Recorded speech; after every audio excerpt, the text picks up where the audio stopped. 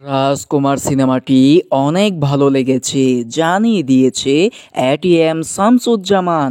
ATM Shamsuzzaman আরও জানিয়ে দিয়েছে নায়ক সুপারস্টার শাকিব খানের সবচেয়ে ভালো অভিনয় ছিল রাজকুমার মুভিতে।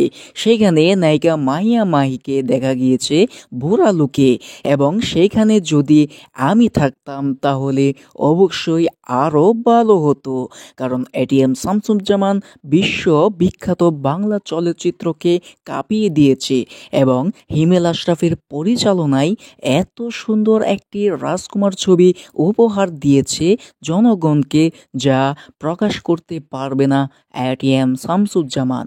এটিএম শামসুজ্জামান আরও জানিয়ে দিয়েছে নায়ক সুপারস্টার শাকিব খান ফিল্ম ইন্ডাস্ট্রিতে কাঁপিয়ে দিয়েছে রাজকুমার ছবি করে। আমি আরও দেখেছি রাজকুমার মুভির সেই গানগুলো। রাজকুমার মুভির গানগুলো খুবই ভালো লেগেছে এবং রাজকুমার মুভির গানগুলো বাংলাদেশের ফিল্ম ইন্ডাস্ট্রিতে সবচেয়ে সেরা মুভির গান। এবারে নায়ক সুপারস্টার শাকিব খানের সেই ক্যাটনি কফি কথাই বলি। কর্টনি কফি এত ভালো পারফরমেন্স করেছে যা বলে বোঝাতে পারবো না। সেই সাথে অ্যামেজিং, এবং বাংলাদেশের চলচ্চিত্র নায়ক সুপারস্টার শাকিব খানের সাথে এত ভালোভাবে পারফরমেন্স করবে অভিনয়ে, যা আমি বলে বোঝাতে পারবো না, জানিয়ে দিয়েছে এটিএম শামসুজ্জামান।